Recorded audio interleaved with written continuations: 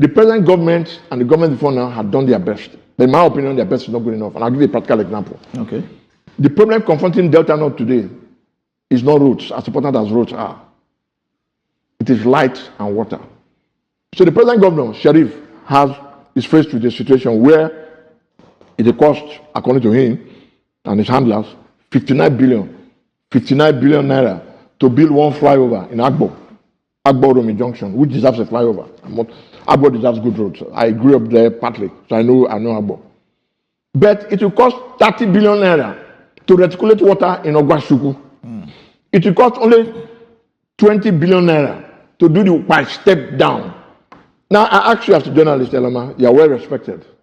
Your program is well respected and well watched. Which is more important? Road, flyover, 59 billion, or water, 20 billion, or light, 30 billion. I'm sure, that light and water is basically human existence. Well, road contributes to human existence. I agree, but you must drink water to stay alive. But you need the roads to transport yourself from one level to another. Yes, how many people have? I said flyover. Flyover. It's not even just a road. Flyover. How many people have cars? But everybody must drink water. If not, you dehydrate. When you dehydrate, what happens? You die. Everybody must have lights. Cottage industries must work. Students must have light to have access to the internet to do have their proper lectures and their assignments. So, in my opinion, and I dare say, in the opinion of any right-thinking person, light and water should come before flyover and roads. But what do you have? The money is there, they prefer to go and do flyover. Forgetting that, yes, there's money in flyovers, you negotiate with contractors, we know this Nigeria, we know what we mean.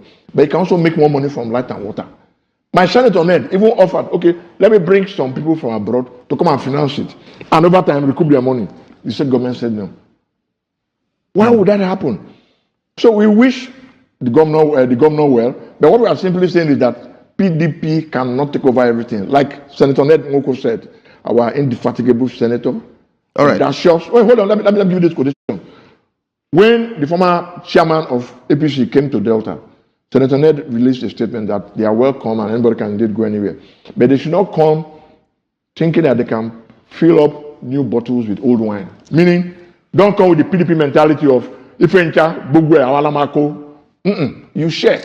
The governor is the governor. He will take the lion's share. We are not disputing that. They cannot take everything. He has to consider at least 10% to the 3 senators. He has to consider something to Omagege. Indeed, he has to consider something to Ndigbo, James Ndigbo if he wants peace. Okay, so let's talk about the geographical balance now. Yes. Many people believe that the creation of an Anioma state will alter that. See, in other words, you're a very smart person. You're asking me about zoning. See, Nigeria has 6 zones. 3 in the south, 3 in the north. I've already proved with empirical evidence that the south is disadvantaged because the southeast has only 5 states, whereas others have 6 or 7. If you create an Anioma and move us there, you're going to have a more balanced tradition. The Igbo man is going to walk prouder. He will not feel like he's not wanted. How are you moving? How are you walking at this time as an Igbo man? How am I doing what? How are you moving at this time? How are you walking at this time without the creation of an Anioma state at this time? How are you walking as an Igbo man? Because God has given the Igbo man, the Igbo blood, indefatigability. Nothing, the Igbo man never says die. Remember that immediately after the war, we were given only 20 pounds. But today, what do you have? Do you know the state that has the highest number of billionaires in Nigeria? Let me tell you. Anambra State. Allegedly, though. No, facts and figures. Okay. See, and they're not even in government. The average Igbo man doesn't want to go to government. He just wants peace and security to do his business. Go to Anambra, go to the villages, go and see what's happening. Recently, Nigerian Customs just declared 6.1 trillion. They overshot their expected revenue. Why? My brothers are bringing in containers. They are selling. They are traders. They are commercial people. They are not government workers. They are not bureaucrats.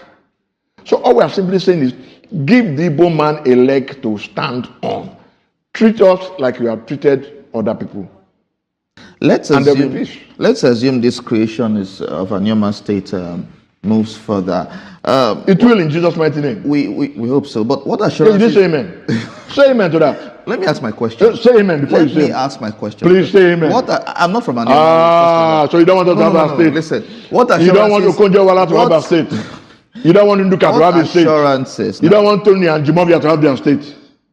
Well, you don't want JJ Okocha to have his state. If you have their state, it's. You don't want Don Jazzy to have his state. You want to wake up on Saturday that is dead. You don't want Akurueulo to have his state. I am from the Niger Delta, so we are good at this point. But as it is now, what assurances do we have that the creation of this shift will serve the best purpose of its citizens? Why do you think, for example, that the average American wants to die for America? Because if you treat even one American badly, whoever is president will ensure the rescue of that person. In Nigeria, the situation is not the same because we believe some Nigerians feel they are more entitled than the others. And whether you like it or not, the Igbo man has been kept down deliberately. And Anioma will help that. Don't forget that the Southeast has 6 requests also for state. There's a request for Aba State, for Anim State, for Adada, for Ititi State, for Olu State, for Rashi. But despite that, they have now reached a consensus. Like I told you before, there are 15 Igbo senators in Nigeria. 12 of them have said, give it to Anioma in consultation with their people. And it is APC that's making all this happen. You can see everybody now coming to APC. Shortly before the end of the year, APC will have 24 governors. That's enough to create Anioma State. Because the Akurueulo I know is a man of equity. They will be invited to Abuja with their speakers, and they'll be told that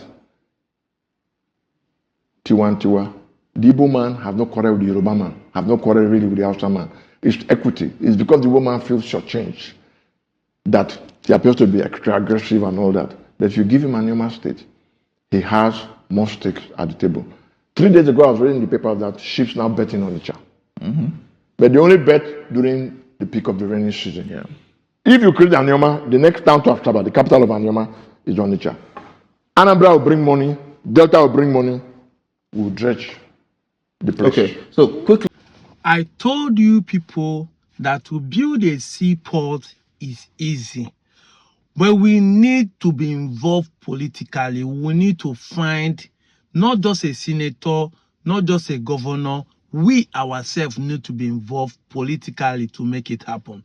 Because the due process to get those things is not just being online and be screaming. They don't want us to have a seaport. They don't want the seaport in the south or the southeast to be working.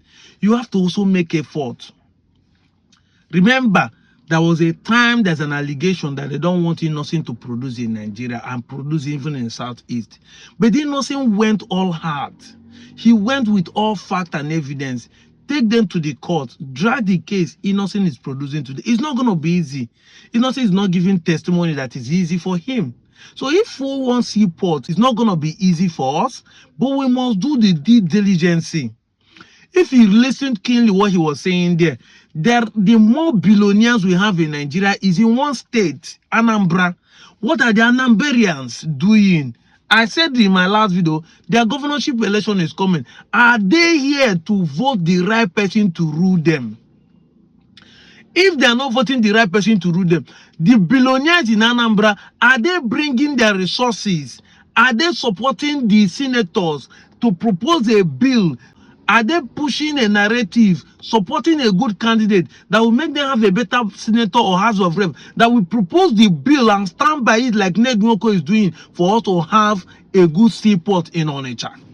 Or even if it's not in Onitsha, but collab with other Igbo billionaires in other states to have a seaport in the southeast. Or even to have a seaport in the south, because I told you, politics are about interest. My brother here, Chief Osita, God will bless you. He said it here, that if an Anioma come, we bring money, Data bring money, as Anambra bring money, we dredge the River Niger. I said it time and time, everything is about interest. You can't do it alone, you have to collaborate. That is why government sign bilateral relationship with other countries, so that you collaborate. You must give people some percentage. You can't do it alone. Chop alone, now it go make you die alone. And even if you chop with people, you still die alone. So why do you want to eat alone? Why don't you, collaborate? Share the interest percentage. We'll be here. Lagos is going to have more than 3 seaports. And we are complaining. You all will go to the government. No! Do your own first before you start complaining about government. Remember that the ship that will be coming into this place is not going to be a mighty ship, because we have already built a bridge. The second Niger bridge and the first Niger bridge will not allow a big ship with bigger container to come in. It's going to be a small vessels that will be calling. But if we have more than 10 coming in daily, bringing it in small quantity, people will start having access to their raw materials and even exporting directly from here. Then nobody will have an excuse to say it is we don't have seaport. That is why we don't want to come back home and invest. Come back home and invest. First of all, come back home and invest in the to have a seaport so that you can invest back home. There is a way to go. The foundation is to have a seaport. If that is the case, come back home, play the politics, find who will represent you in the senator. Then if you find it, pursue it, get it done. We should not be waiting until rain go high before the ship will sail in. It should be year in, year out, every day, 365 days. The River Niger needs dredging. Put money in it. You will make money out of it. There's a public-private partnership that is going on. You can bring money to the government. Government bring their own quota. When the money comes, you go your own percentage. You can make money from all these things. It's not just about government alone. After making this video, and Yoruba man is now asking me, thank God, say, no be Tinubu spoil the thing. Yes. The reason why we are pointing finger to the Yorubas in the present time is you guys are too sentimental not to say the truth. I'm going to list some certain things. Tinubu himself once say he doesn't believe in one Nigeria. But today, you people are holding Nnamdi Kanu for the same thing. Kemi now don't declare himself, say he no be Nigeria. I don't see any Yoruba media where they tackle him. Say what he said is wrong. Make it be saying Igbo man. Even people be where they innocent will be dragged into it. You don't have right to ask me question. See what I think K1 did. Some 2, 3, 4 minutes. And then we knock on the face. Somebody say, if you said, are you fear? That was my first word to you. Are you fear? You're not fear. If you are fear, definitely you pick one thing out of it. That I am a patient. This is my water. Don't make it a national issue. That's what I say to you. If you believe in God, let them bring Bible, Quran. Go ahead, just talk. Don't worry. I said, don't bring it to a national issue. And he says, no. And the next thing, he instructed one person, don't let him go. I said, oh, is that the way you want it?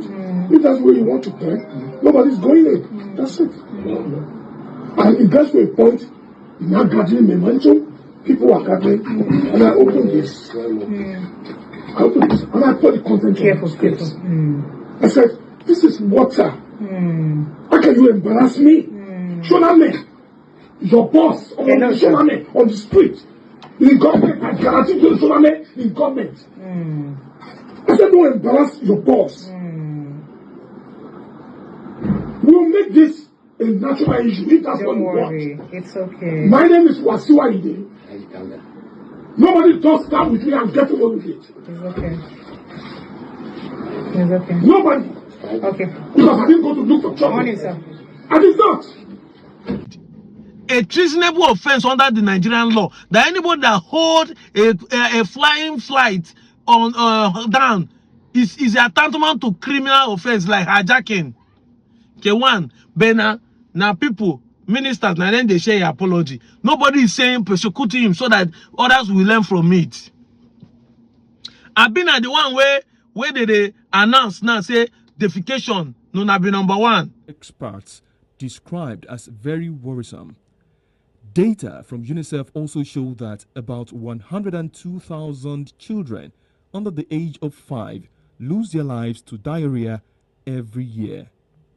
Oyo State, Southwest Nigeria is currently sitting at the top with 54%, more than half of its population, still practicing open defecation. Oyo is the worst in Southwest, followed by Ekiti, Ondo, Osun, and you can say Lagos is the best. But all you now say is that is Igbo man that said that the Lagos is smelling. We're not going to talk through. That's where the problem starts from. What more do we have to say? When they blame Igbos, the Igbo say Lagos is no man's land. But see the video. of Shagari saying it. Lagos is the city of the Yorubas, of the Igbos, of the Hausas, of the Orobos, of the Nupes, and of all the tribes of Nigeria. They are all here. And as Nigerians, they are entitled to equal treatment for everything. For any party which will discriminate against Nigerians, that party does not deserve to be called a national party or a Nigerian party. That party is not Nigerian, but it is a tribal party of division. We cannot afford that anymore here in this country. This is where our problems start from. You are telling me Yoruba man has only ruled twice. Yes, I agree. Yoruba man has ruled twice. Fulani has ruled many times. I said it in one of my videos that if Igbos are complaining that they don't have opportunity to rule, I understand because we are a major tribe. But Hausa have not also ruled. Ibibio, Anam, Efik has not also ruled. Ijoman, good luck, just ruled. There are other tribes, like even in the north, like Gwari, like Nupe, like Bagi. Most ones have not had the opportunity to rule. But the problem we're having with you is that you have been the one ruling, but you have not been able to solve Nigerian problem, but only claiming that Igbo people spoil Nigerian regional government, only saying that Igbo people caused the coup. Now you have 50 years plus with the Fulani, you have not been able to solve the problem. When will you face it? I've been at the tribal bigotry that your pastors are showing. Look at him. That is 10 of my children. Who can give me 1 billion naira each?